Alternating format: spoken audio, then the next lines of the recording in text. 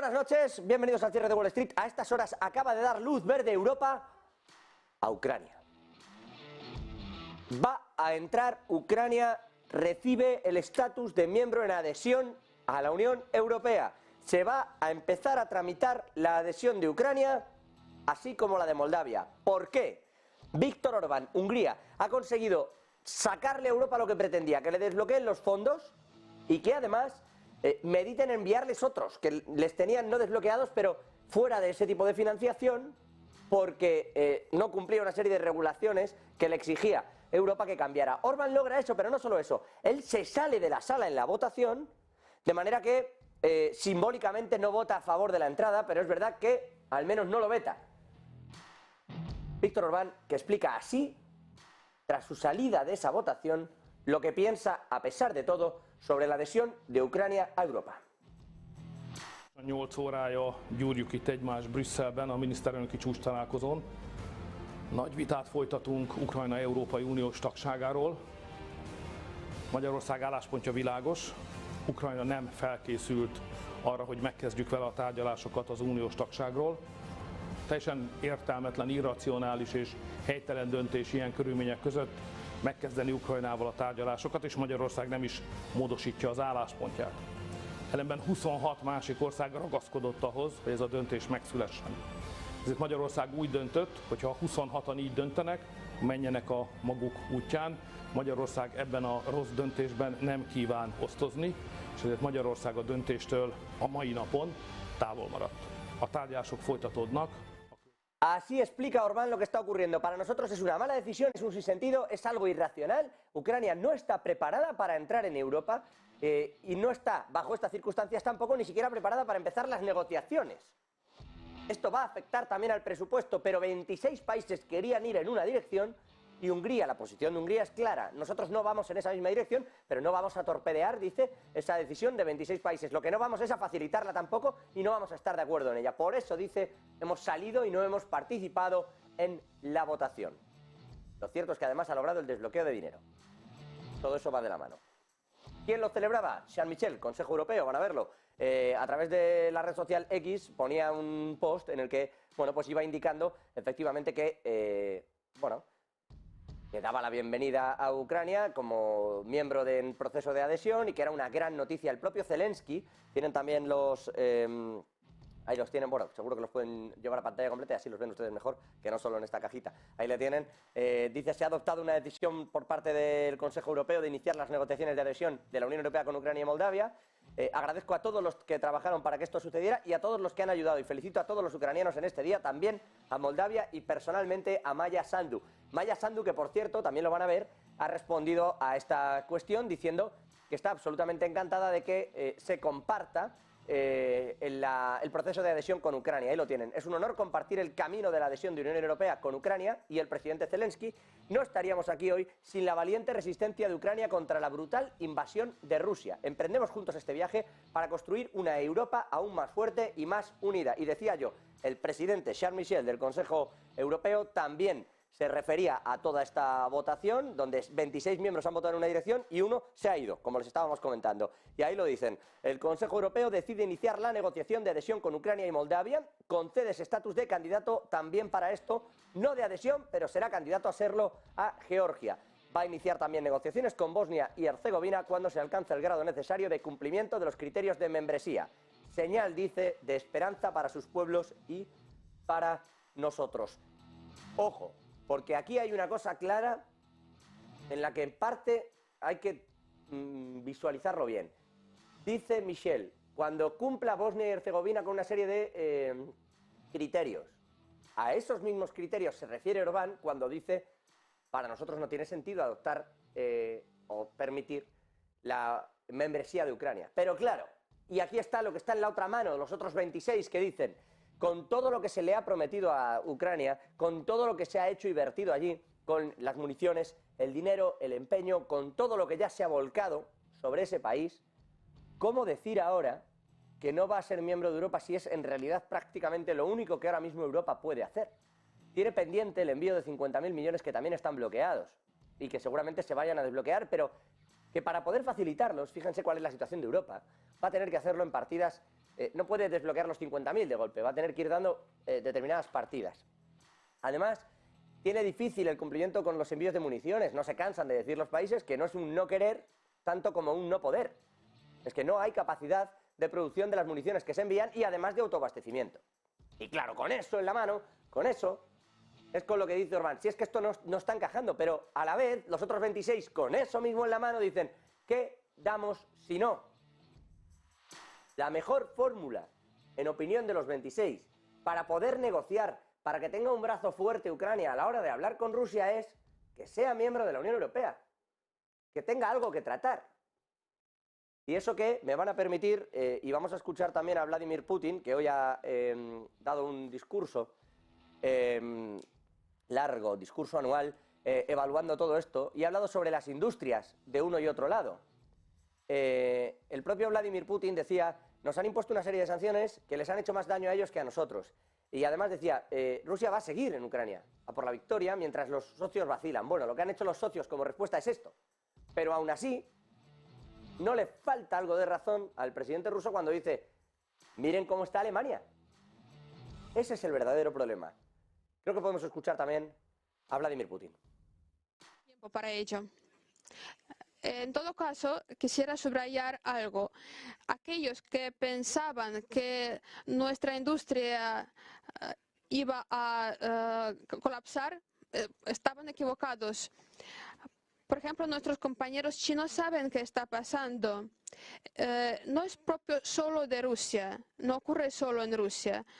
Los productores chinos se expanden mucho en los mercados de otros países también, por ejemplo, en Europa. Miren qué pasa, por ejemplo, en Alemania. Ahí la situación va empeorando para ellos. Ese es el problema. En Alemania, con la caída del Nord Stream, están teniendo gravísimos problemas de control presupuestario. Por cierto, que a eso se ha referido Christine Lagarde en su reunión de hoy del Banco Central Europeo. Ahora vamos a ir con ello porque ha mantenido tipos, pero ha dejado algún que otro mensaje importante, como lo ha hecho también el Banco de Inglaterra. Y hay varios datos también en Estados Unidos. Yendo a las claves geopolíticas, yendo a lo que estábamos diciendo, dice Europa le da la bienvenida a Ucrania porque es lo que le puede ofrecer. Y ahora habrá que negociar con Vladimir Putin.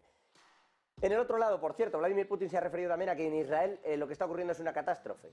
Estados Unidos, en teoría, está por parar que la escalada en el conflicto en Israel vaya hacia arriba, pero atentos a lo que ha pasado hoy. Jake Sullivan, este secretario de Estado norteamericano, secretario de Defensa norteamericano, se va a Israel, se reúne con Netanyahu y le dice esto. Good to see you again, Jake. Thank you for coming in. And thank you for your support. Well, thank you for having me. I'm very much looking forward to this meeting, and you have the support of the United States as you take on this terrorist threat. Tienes todo el apoyo de los Estados Unidos mientras le haces frente a la amenaza terrorista. Y eso que le ha costado tragar saliva. Hay todo un diccionario gestual en lo que está haciendo el señor Sullivan al darle la mano a Netanyahu. Gracias por tu apoyo, le dice Netanyahu con una media sonrisa. Qué difícil para Sullivan el papel cuando estás intentando decirle a Israel que tiene que parar, cuando tu presidente acaba de decir que está perdiendo apoyos Netanyahu y te toca a ti ir a mirarle a la cara a Netanyahu, cuando además sabes que en realidad tu secretario de Estado tiene una opinión bien diferente a la que tiene el propio Biden y que el apoyo de Israel va a ser mucho más sólido de lo que el propio Biden dice. Así que traga saliva, le da la mano, aguanta el tipo y dice, tienes todo nuestro apoyo mientras haces frente a la amenaza terrorista, sin querer decir, oye, más allá no, pero sin tampoco querer decir, si vas más allá me callaré. No dice nada, aguanta, y ahí le tienen, aguanta el tipo sólido, quieto.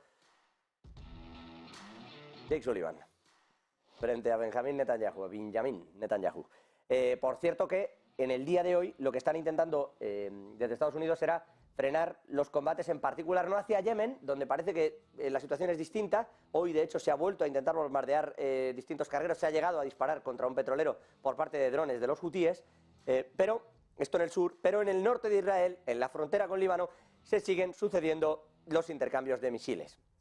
Hoy Estados Unidos trataba de frenar eso, de crear una suerte de barrera para que el conflicto no escalase en esa zona con Hezbollah. Pero parece complejo porque, entre otras muchas cosas, Israel está buscando precisamente a los miembros de Hamás ya en cualquier punto. Más allá de si es verdad o no, y si hay razón o no. Por cierto, que en Alemania han detenido también a varios miembros de Hamás que presuntamente iban a atentar en la ciudad contra varios edificios de índole judía. Esto en lo que compete a los dos grandes conflictos internacionales. Mientras Taiwán y Guyana están tranquilos, Estados Unidos en realidad tiene sus propios problemas internos. Anoche, les decíamos aquí, estaba al borde del impeachment que se produjo. Hay acuerdo, hubo votación a favor, se lo contó también un servidor, sobre el impeachment a Joe Biden por corrupción, por lo que estaba ocurriendo en Burisma. Y hoy hemos conocido ya las primeras encuestas electorales. Fíjense que quedan 11 meses todavía para las elecciones en Estados Unidos. No se sabe ni si estos dos serán los candidatos, pero presumiblemente Joe Biden y Donald Trump van a ser quienes lideren la carrera electoral por parte de cada uno de sus partidos. Bueno, pues primeras encuestas. Y ya al calor de que se rumoreaba el impeachment, quiero decir, no es ajena la encuesta a que esto se iba a producir. En estas primeras encuestas, Donald Trump estaría ganando en los 7 estados famosos que suelen ser indecisos. Es decir, que Donald Trump sería el nuevo presidente de Estados Unidos, porque ganar ahí supone eso. Llevarte los 7 estados indecisos supone precisamente ser quien se lleva el gato al agua. Claro, con todo esto está lidiando la Casa Blanca, mientras se le abre un frente, otro frente, otro frente, otro frente, y mientras intenta cerrarlos, disimulando que no son fracasos de la propia Casa Blanca. Eso sí, la economía allí parece que aguanta. Ahora vamos a ir con los datos. Como parece que aguanta aquí, diga lo que diga quien lo diga. El Banco Central Europeo, Christine Lagarde, hoy ha mantenido los tipos de interés quietos. Pero ojo, que el mercado no se ponga tan contento, ha dicho, porque no hemos hablado de recortes de tipos. Easy. We did not discuss rate cuts at all. No discussion, no debate on this issue. And I think everybody in the room takes the view that between hike and cut, there's a whole plateau, whole beach of hold. You know, it's like, I don't know, solid, liquid, gas. You don't go from solid to gas without going through the liquid phase. So this was just not discussed. Christine Lagarde, presidenta del Banco Central Europeo. No hemos hablado de recortes de tipo. Vamos a ir con la parte económica, hombre. Dice Lagarde que no se habla de recortes de tipos, que además no es una cuestión temporal, porque el mercado va como viviendo en el descuento, ¿no? Dice, si llega marzo bajarán los tipos. Si llega junio bajarán los tipos. A ver, dice Christine Lagarde, no, si no es una cuestión de tiempo, es una cuestión del dato a dato. Bueno, oiga, señora, ya si lo intuimos, el mercado no piensa en junio porque sí. El mercado piensa en junio porque piensa en ese momento, a tenor de cómo van los datos económicos, es donde vamos a estar en un punto en el que va a ser necesario un recorte. Y ojo, digo piensa en junio, pero no, está pensando mucho antes. Piensa ya que la Reserva Federal en marzo va a bajar tipos. Y piensa también ahora del Banco Central Europeo que van a empezar a bajarlos. En el entorno, ojo, de los 150 puntos básicos podría ser, ¿eh? Entre los 100 y los 150 puntos básicos está ahí el mercado. Pero que va a haber varias bajadas. Hoy nos decían a nosotros desde Antbank, por ejemplo, en el especial sobre el Banco Central Europeo, nos decía Marian Fernández, creemos que van a bajar los tipos una vez solo, en contra de lo que piensa el mercado. Y sin embargo, desde la parte de ING, nos decía Francisco Quintana, nosotros vemos hasta 4 bajadas. Muy pequeñas, pero 4 bajadas. Fíjense el escenario, ¿no? Cómo se dibuja. Y en realidad es que depende del entorno macroeconómico que estés esperando. Y aquí es donde vamos a mirar, si me permiten, al mercado. Vamos a mirar al DAX, al IBEX, incluso a la Bolsa de Londres, pero la última porque quiero hablarles también del Banco de Inglaterra. Pero mirando al mercado, mirando a las bolsas europeas, aquí tienen a un IBEX que ha subido un 0,7, a un CAC 40 que ha subido un 0,6 o a una bolsa en Alemania que ha terminado incluso cayendo. ¿Por qué? Si venían subiendo 1,5 puntos porcentual, si venían, esto que ven aquí, es la apertura tras saber que la Reserva Federal iba a dopar el mercado porque pensaba que había recesión. Y ahí tienen esa pedazo de subida que se ve clara, que se ve de forma evidente y que luego, efectivamente, a lo largo del día de hoy se iba como corrigiendo, ¿no? Primero una apertura muy fuerte y luego se ha ido corrigiendo. Aún así, cuando llega el Banco Central, se han producido subidas. Estamos hablando de un entorno pues hacia las 2 de la tarde, un entorno en el que volvíamos a ver subidas de en torno al 1,5 porcentual. Al final, en el cierre, vemos una caída. ¿Por qué vemos una caída? ¿Qué ha pasado ahí para que el DAX decida cerrar en rojo? Pues cómo ha ido asimilando en realidad el mensaje de Christine Lagarde. Porque ha sido muy ambigua, sobre todo no diciendo nada, la verdad, solo diciendo vigilamos los datos y no hablamos de bajadas de tipos. Pero lo que al principio parecía que era un no quiero desvelar nada, ha terminado por ser una suerte de, o lo que ha descontado el mercado, y por eso Europa cierra así, es que el Banco Central Europeo se va a quedar con los tipos altos tiempo. Que la bajada del Banco Central Europeo efectivamente puede llegar más tarde de lo que habíamos previsto, y eso no gusta. Claro que todo dependerá, como dice la propia Christine Lagarde, y si me permiten, del dato a dato, del momento. Lo cierto es que los tipos se quedan en ese entorno en el que estaban, en el 4,25, y que, ojo, lo que sí hace es rebajar las previsiones de crecimiento. Para este año 0,1, para el que viene 2, y para el siguiente, bueno, casi 3, 4. ¿Por qué vamos a crecer menos este año? Es evidente, lo estábamos viendo todos, y estábamos viendo la caída en Alemania, etcétera. El año que viene no está claro, no dan una pista del porqué. Pero además, mientras se dibujan un entorno en el que dicen va a caer más el crecimiento de lo que teníamos previsto, 2 décimas menos vamos a crecer, mientras dibujan ese entorno, a la vez te dicen que la inflación incluso podría subir levemente primero, antes de llegar a bajar. Y le ocurre lo mismo que le ocurría al banco, a la Reserva Federal, que es que de repente se van casi hasta 2026 para hablar del tipo en el 2%. De la inflación en el 2%, perdónenme. Y entonces uno se pregunta, ¿qué hay en medio? ¿Qué previsiones manejan estos bancos, estas entidades, para pensar que en medio hay 2 años que nos vamos a ir de vacío? Eso es lo extraño. Y en medio de todo eso, lo que el mercado piensa es, da igual lo que pase, porque si lo que pasa ahí es recesión, no puede ser muy fuerte, porque entonces el dibujo de la inflación sería una caída más fuerte. Entonces va a haber como una suerte de desaceleración permanente, una especie de caída de no terminar de chocar contra el suelo, pero caes. Eso es lo que parecen indicar que va a haber. Es decir, vamos a estar en un entorno constante en el que la economía va mal, pero no termina de ir fatal. Que es como nos estamos moviendo ya, si me permiten, desde septiembre. Y digo no termina de ir fatal, por ejemplo, para irme al hecho puntual. Alemania ya saben que va a cerrar en recesión. Pero Francia ha dicho que va a crecer un 0,1 este año, el último trimestre. Y ya para el siguiente, para el primer trimestre de 2024, está esperando un crecimiento entre el 0,1 y el 0,2. Claro, están ahí. Es tan escaso, es un crecimiento tan plano, que según el lado de la vida en el que te pille, vas a sentir que la economía va bien o va mal. Y en ese entorno es donde poco a poco va a haber ciertas cuestiones que con unos tipos tan altos se vayan desacelerando a la fuerza. Porque el crédito, aunque vayas a oleadas, que es así como lo ha llamado en olas, así es como lo ha llamado Christine Lagarde, aunque el crédito se esté dando así y de repente veas picos, la realidad es que está bajando en líneas generales. Hay olas, pero hacia abajo. Y claro, con ese entorno, cuanto menos crédito hay, menos actividad económica se está generando en los distintos entornos. Por eso digo yo que el dibujo que hace tanto Reserva Federal ayer, que hablaba de no hay una recesión, decía Powell, aunque no lo garantizo, que eso fue un cambio también sutil. Y hoy, Christine Lagarde, hay 2 años ahí que lo que parecieran indicar es que poco a poco se va a ir hacia abajo en la economía. Y por eso la inflación va a tardar tanto en llegar al punto, cuando ya estábamos ahí. Esto que llaman la última milla, ¿no?, de la inflación, que es la más compleja. Bueno, es la más compleja si no te la cargas. Si hay una recesión muy fuerte, entonces no es tan complejo, van a caer los precios. Pero no lo hay.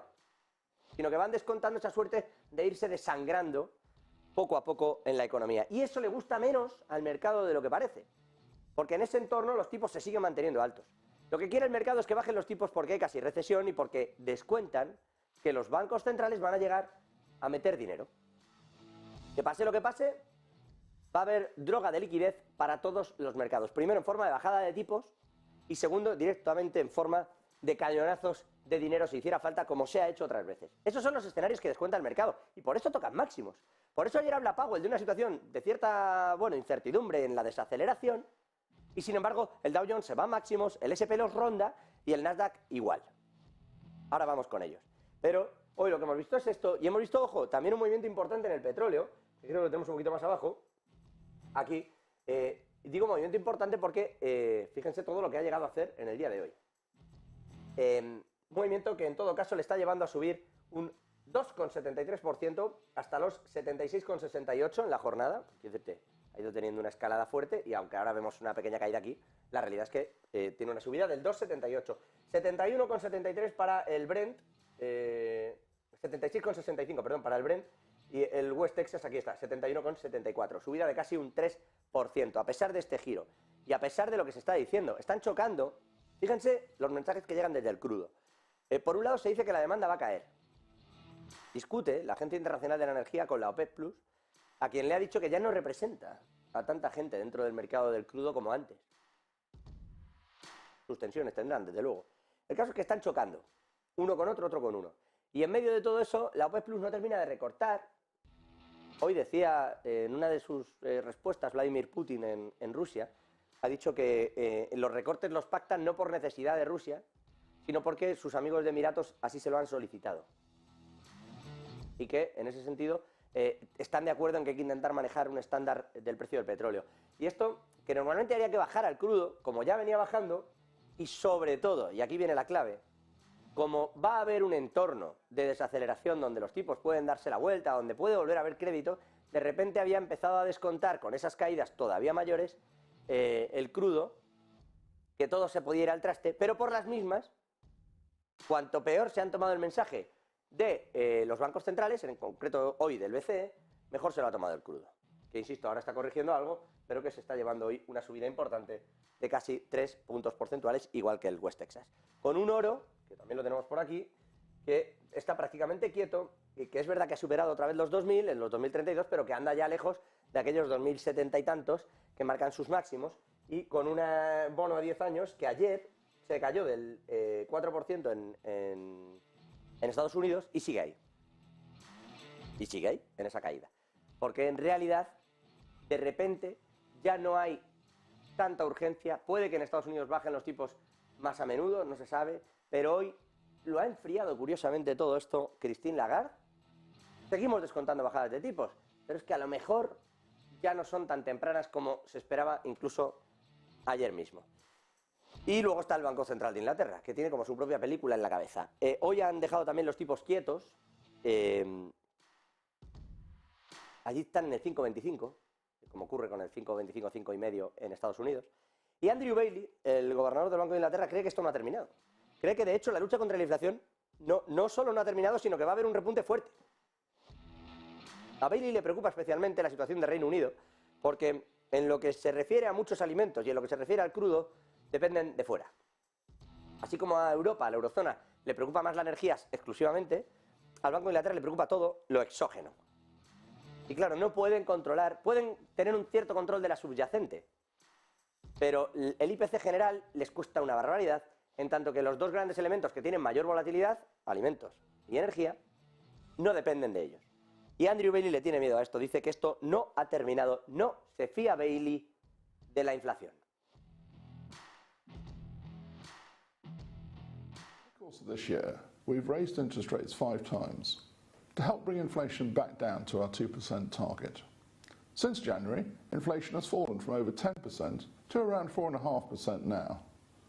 Over that time, energy prices have come down, and inflation in food and other goods has slowed. Today, we've decided to keep interest rates unchanged at 5.25%. We've taken that decision because previous increases in interest rates are working, and inflation is moving in the right direction. That's supported by the conversations we have with businesses around the country about the pressures they face on their costs and their pricing decisions. But there is still more to do. We need to get inflation all the way back to 2%, and we are likely to need to keep interest rates higher for a while longer to do that.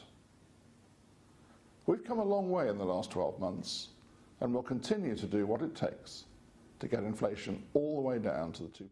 Pues ahí lo tienen. Es claro, la verdad, es bastante claro, Bailey. Dice, hemos rebajado en un año, ¿no? Porque habla de enero como si fuera el mes pasado. En un año han rebajado desde el 10 hasta el 4,5% la inflación, pero le preocupan, y lo dice claro, energía y alimentos, alimentos y energía. Y los costes no están siendo tanto problema para nuestras empresas, dice. Están relativamente bien, con un entorno de tipos elevado, y sin embargo sí que estamos consiguiendo aplacar la inflación. Así que vamos a continuar ahí. Fíjense que el mensaje es distinto. La Reserva Federal habla ya de unas bajadas de tipos, es decir, está en otro entorno económico, y si no lo hace, o fíjense, si lo empieza a hablar, es casi por la necesidad que tiene el mundo, más que la propia Reserva Federal, más que la propia Estados Unidos, de una vuelta de rueda, de una vuelta económica más, para que esto gire bien. Christine Lagarde hoy lo enfría diciendo, sí, esto está muy bien, pero nosotros seguimos teniendo una presión inflacionista alta y hay que intentar que eso se mantenga, y por lo tanto el periodo de observación que le queda al Banco Central Europeo es un poco más largo, pero bajarán tipos. Y luego está el Banco de Inglaterra, que es que no se fía. Fíjense las tres posturas, haciendo prácticamente lo mismo y estando prácticamente en el mismo sitio, fíjense las tres posturas diferentes, porque en realidad lo que les implica tiene puntos diferenciales evidentes. Y en eso están unos y otros. Por cierto, que hoy, y ya que estamos hablando de esto, en Estados Unidos hemos conocido un dato de ventas minoristas que vuelve a ser mejor de lo esperado, lo cual nos sorprende porque llevamos una cadena importante al alza, pero a su vez uno piensa, se sigue endeudando la peña. El personal se sigue gastando el dinero que no tiene. Y los datos de tarjetas de crédito siguen disparados. Perdonen por la expresión. Así que siguen ahí, haciendo récord de gasto de tarjetas de crédito. Y en esa línea, un último dato, todavía en Estados Unidos, tasas hipotecarias, por primera vez desde el pasado agosto han caído del 7%. ¿Qué quiere esto decir? Porque allí, recordarán ustedes que en agosto, si se acuerdan, es cuando se empezó a hablar de las posibles bajadas. ¿Qué descuenta el mercado con esto? Oye, si van a bajar tipos, intentad hacerme ya el hueco. Y entonces hay bancos que entran en ese juego, o prestamistas, o entidades de crédito financiero, no les hablo yo de la mala fe. Y en ese sentido, insisto, desde el mes de agosto no se veía que cayesen por debajo del 7. Está empezando a descontar también el inmobiliario en Estados Unidos, que efectivamente igual vienen un poco mal dadas, igual nos vamos, como les decía yo, desangrando, pero al menos, y aquí está la parte relativamente sólida, nos desangremos o no, vayamos hacia abajo o no, bajarán los tipos y eso beneficiará a la parte hipotecaria. De momento están en eso, de momento esas son las alforjas y así las llevamos de llenas para el viaje que estamos a punto de emprender en 2024. Fin hoy a esa semana de bancos centrales, a la última semana de bancos centrales del año. Todo el mundo pronostica desaceleración, a saber cuánto y cómo. No parece, por los pronósticos, que sea una recesión grave. No parece. Pero ahí está todo el escenario. 2 minutos y vamos con el análisis.